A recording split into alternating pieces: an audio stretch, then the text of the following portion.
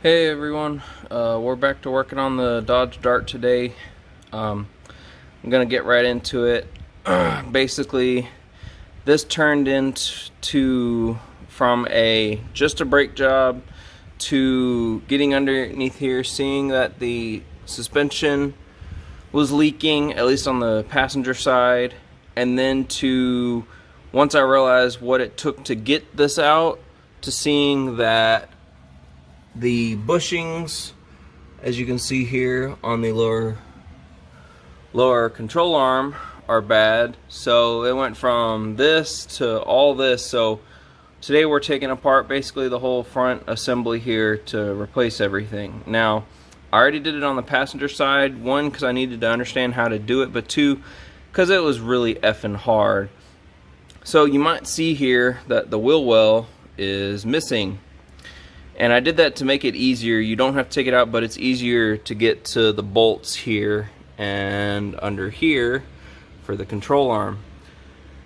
But the main reason for this is it's not hard to do a brake job. That's not what this video is about. It's mainly how to replace the strut and the lower control arm, because you have to do a lot more than normal to take the strut out. And if you're watching this video, you might have realized that now and are trying to come figure out how to do that. Well, the best way I found out, especially if you're by yourself, and it's a pain in the ass, but it's more of a pain to not do this than to try and just get the knuckle over the end of the strut, which is, this freaking long. So the best way I found was to take the front part of the subframe out, and it's pretty easy. There's just 3 bolts holding it up there and 2 right here with this mount attached for towing. And then once you take that out, then you can take the bolt out right there for the lower control arm.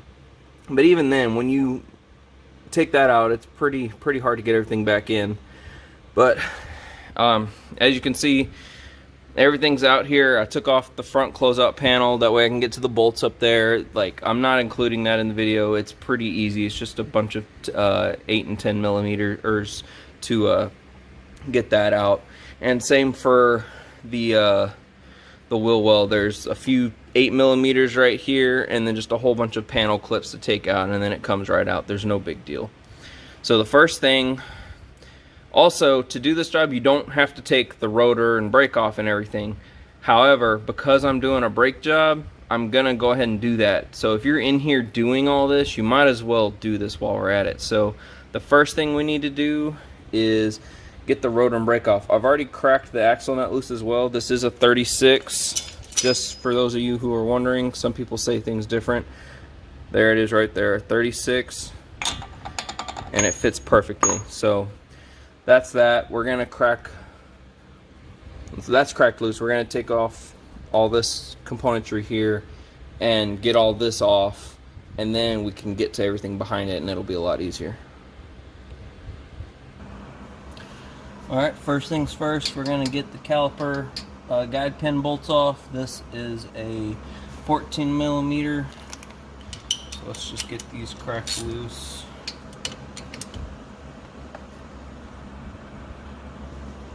Alright, with those out, we can get the bracket off gently. Let's pop this brake line out here. There we go, a little more looser. Okay, alright. Brake caliper is loose. Alright, let's just set that to the side over here. Okay. Now, the next thing we need to do, let's put these back in so we don't lose anything. Because I am taking all this off and I'm doing a brake change, we need to get this off and this off. And they are inverted torques, however, I found that, where is it? Which one fit? This. A 5/8 works really well here. However, yeah, a 5/8 works well. However, these are red Loctited in, so it's gonna take a lot of effort to get them off. But all you need to do, crack them loose now before you try and get everything else loose, and then you'll have a lot easier time. 5/8 or 16mm, those work. Okay, I got these 2 brackets for the caliper loose, or 2 bolts for the bracket for the caliper loose. They were pretty tough.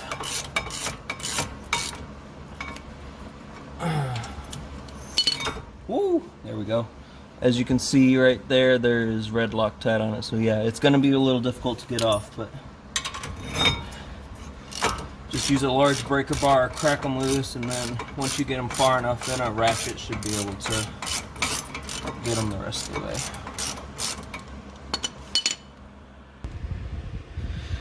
Alright, now we're at this point, and as I said before, to do the rest of this job, you don't have to take this stuff off, but it's going to make your job a heck of a lot easier to take it off, because you are going to have to take the knuckle off and everything from whatnot, so you might as well take it off, because you're going to need to take the axle out, so you might as well. Now the next thing we're going to remove, because I'm doing the brakes again, we're going to take this little nut out, or this screw. Allen wrench fits right there. We'll take that off, get the rotor off. Alright, rotor's off. That was easy. Next thing I'm going to do is get this backing plate off, or a splash shield off, mainly because it takes 2 seconds, and it keeps us from bending it, so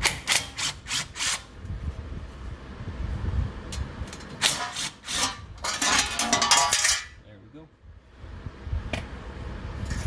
Alright, there's our 3 screws. Alright, here we are. Now, as I said, you don't have to take this off, but it's going to be a lot easier if you do. Look how much room we have here now, and it's just a few extra bolts to make your job down the line that much easier. So the next things we need to start loosening up are everything connected to the strut and the knuckle. So here we have the tie rod. This does not have a castle nut and a cotter pin. I thought that was funny, but I found on the other side these fit together very well, very tightly. You're going to use a 18mm wrench and an Allen key, like the one we used to get the rotor fastener out, and just do that, and that drops out. The sway bar end link here has the same thing, as you can see right there. It has the Allen end key in there. For me, because I didn't have any rust or anything, the ball joint didn't spin, so I was able to just run this off. But again, your mileage may vary, so just prepare. You need to take that off. And then there's a pinch bolt back here from the strut to the knuckle. This is an inverted Torx. I have one this size. I didn't have one for this, so that's why I used a regular socket. But I have an inverted Torx here. I think it's an E14. This comes out, and then same for this pinch bolt here, back here as well, is an E14. So that's going to be everything we're going to loosen up now.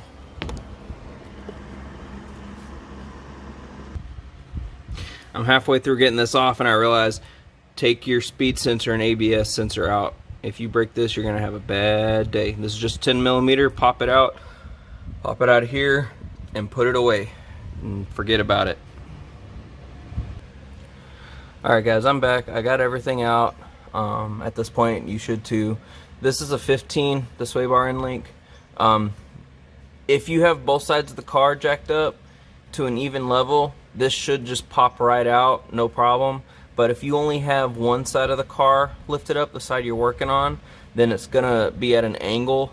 Just take your car jack and lift up the wheel under here, put a block of wood or something, but just lift up here, raise it up, and then that'll come out, no problem. So everything's out, that's out, this one's out, and this is here, but it's loose.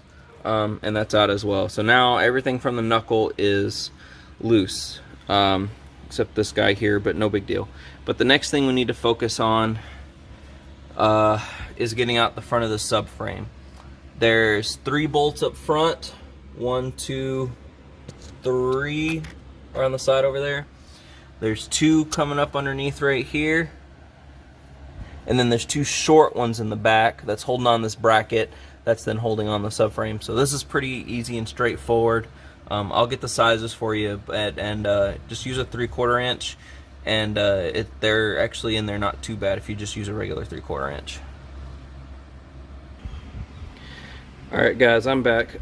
If you're watching ahead here before actually doing this, here's what the front piece of the subframe looks like detached. I have all the bolts in the right place so you kind of have an idea of what it's like under the car. Here are the 3 you need to take out. These are 15s. Super easy. I just used a 3/4 inch and they ran right out. Everything's aluminum so it's not rusted. And in the back here, the 2 front ones are long. These 2 are short. And these were 16s. They're inverted Torx, but a 16 fits. But again, just a 3/4 inch ratchet will just get them out. They're not Loctite or anything in there, so you should be able to get them out just fine. And now, as you can see, we can get the bolt out for the lower control arm right there. I believe that one is an 18. Let me find my 18s. Oh, actually that's a little big. Maybe it's 16.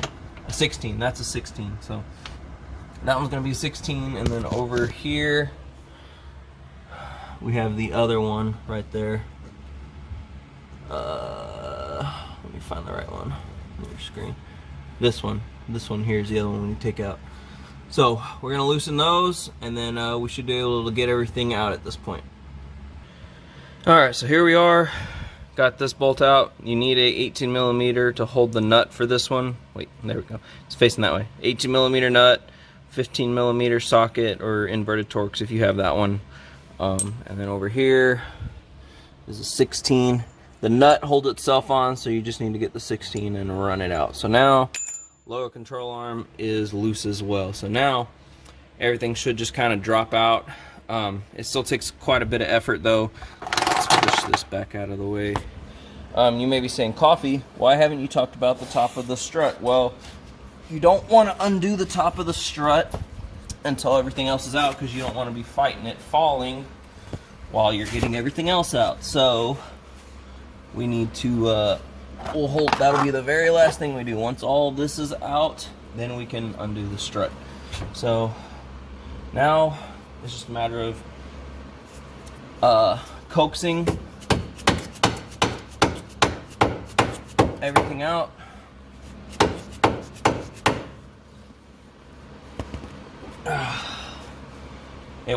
I didn't say it's still easy, but it's definitely easier than trying to do it all the other way.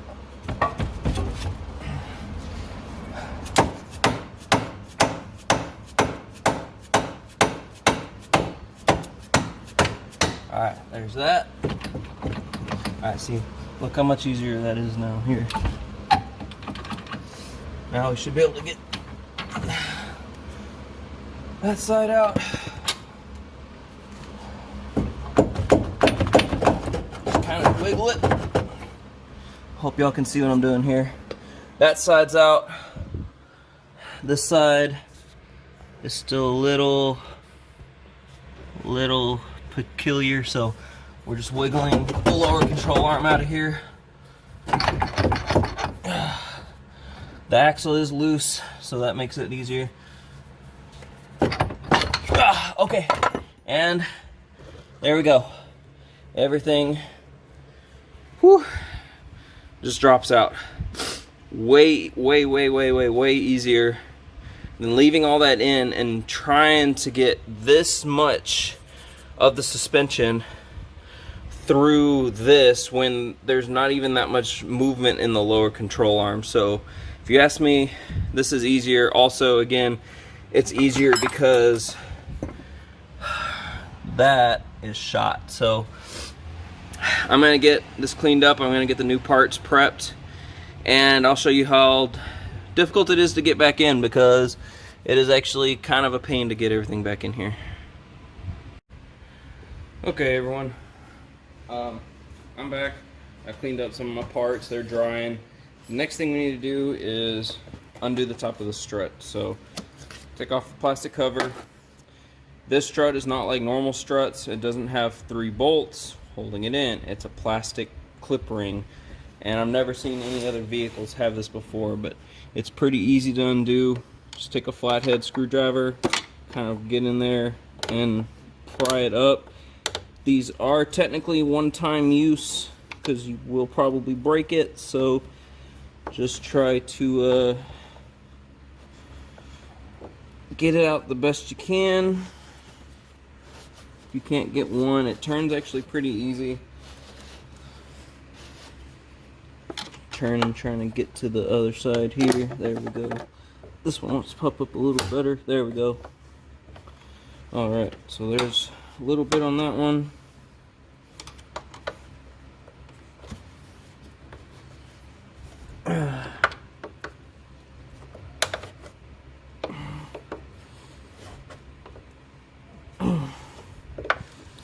Alright. Basically, you can see how difficult it is. I will get back to y'all after I get it out. Alright, so not even 5 seconds later. Got it undone. There it is. Oh, and it's out. Okay.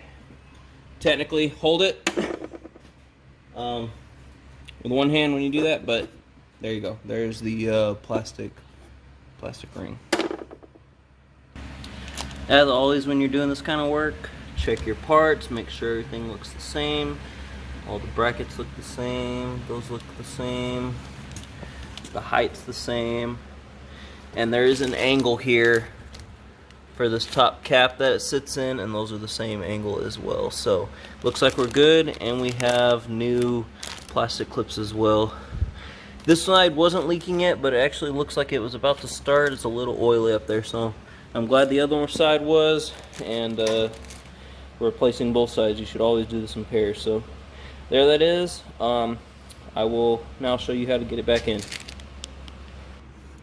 Alright guys, I'm back. Kind of got the strut in. Here's what I want to show you what I'm doing.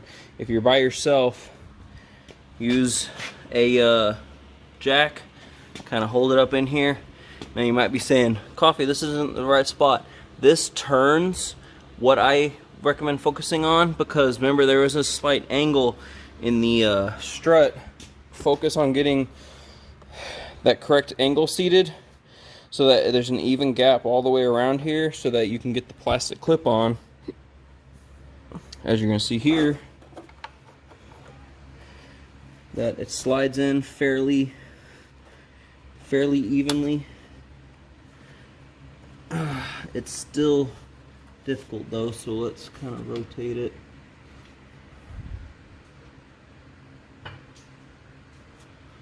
If it's not quite in the right spot, loosen your strut or your jack.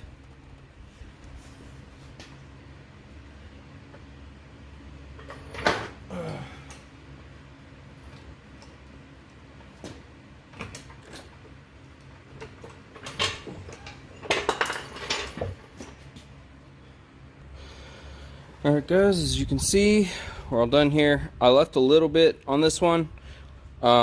Give it some wiggle room down there as we're putting stuff in, and then once everything's kind of in, then I'll finish snapping it. But it is underneath and in place, so the strut, as you can see, is not going to fall out anymore. Alright, now we just need to turn this the right way, which should be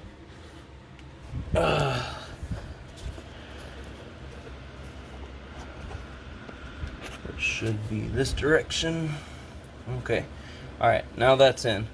So let's go get our other parts and try and get everything back in here. Alright, we're back. Everything's here. I'm going to do a quick talk through about what I'm going to be doing before I do it, so that because y'all aren't going to be able to see much. I'm going to do my best sitting here. It's going to be full time, but I'm going to show you what I'm doing. Hey, look, an old pair of glasses. How I did it on the other side was I took the lower control arm and I got it mainly up where it needs to go. I didn't bolt anything in yet, and the main reason is once that was in, I set the control arm or the knuckle on the ball joint, got the axle in, and then from there it's basically just a rough game of trying to get the knuckle up and over the strut. And while that's happening, the lower control arm's sliding out a little bit, but don't let it fall out from its hangers. But doing that, it worked good. And then after that, getting the bolts in is a little bit difficult, but I assure you, getting everything up in at once is easier than with it unbolted and bolted. So here's what we're gonna do. All right, I think y'all can see everything. This is what y'all been waiting for. This is why you're watching this video, to see if it's worth it to do all this.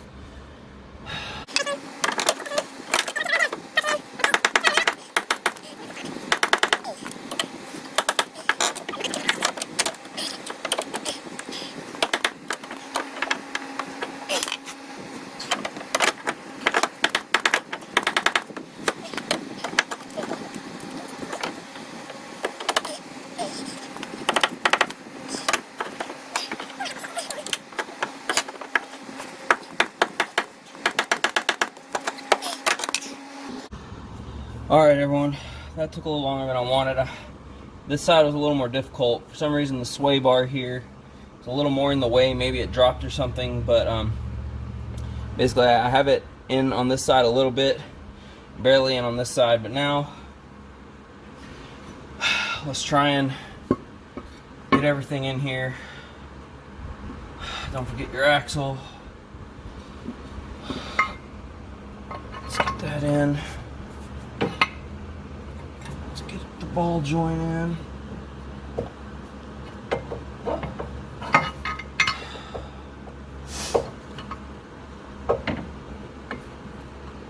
Okay, that's in. Axle's in. Okay, now is the fun part. Just trying to get your shit together.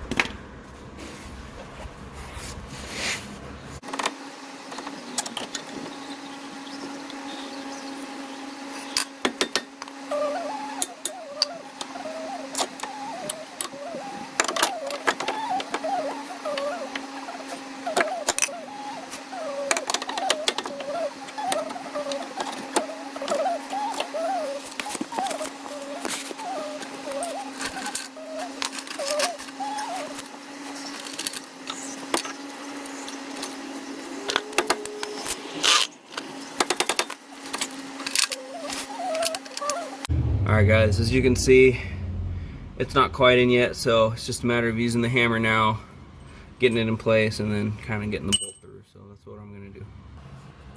Alright guys, I'm back. I couldn't record anymore. I'm running out of memory. So, but this is how I got it in. A little bit different than what I said.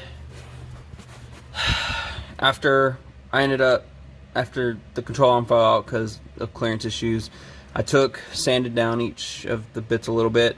This was already all in here, but I took this in, slid it in, then I turned, and before that end right there went up in, I got the ball joint put in, and then I just used the jack and lifted it up, got that bolt in, and then now, because everything fits like it's supposed to, I just used these needle nose, got in there, lined up the hole, and then now that bolt is somewhat in there. So now it's literally just reverse of how we got everything out. This was the hard part. This is what I wanted to show y'all, and I'm sorry I couldn't film it real time, but I was here messing with it for 15 minutes. There's no way y'all would want to watch that real time. So yeah, here it is. When I get everything buttoned backed up, I'll visit y'all and we'll finish up. Actually, before I get everything buttoned up, someone want to let y'all know, this one and this one are supposed to be torqued on the ground with this suspension up in its normal position so you don't bind up the bushing. However, With the Dart, that's a little hard. So what you can do is raise up the suspension with the jack. And how you know the car's fully on its weight is when the car just starts leaving your jack stand. So then at that point the car's on full weight, is on supported by the wheel, quote unquote, and so you can get in here and tighten these up.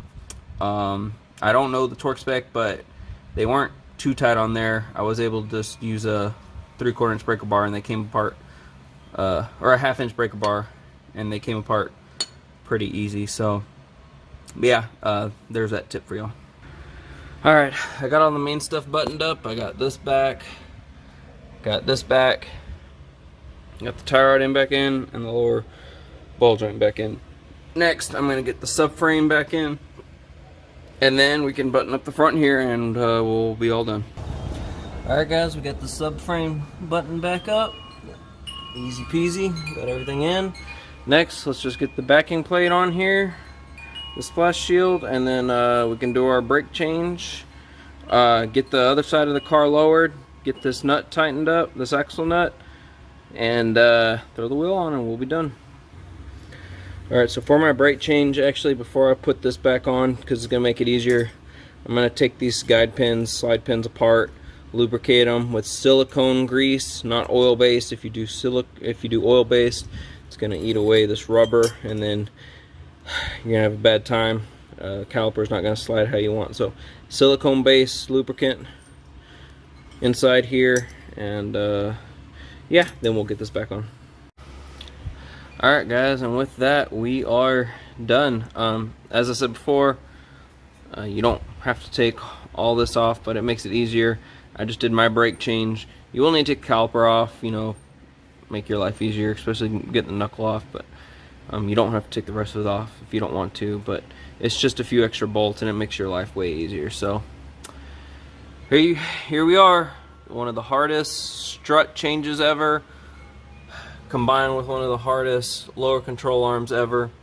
I don't know why they designed it this way, but the main reason I changed the control arm out was, again, I had to have it out anyways to go through all this, so might as well change it if you're doing all this work at the same time. So thanks for stopping by. I hope it was helpful. It's hard to record everything because some of this took so long, but I hope walking you through it helps you as well. So thanks for watching. Let me know if you liked it, disliked it, if you have any questions about anything that I did, and we'll see you next time. Thanks for watching Trucks, Cars, and Coffee with Coffee. Take care.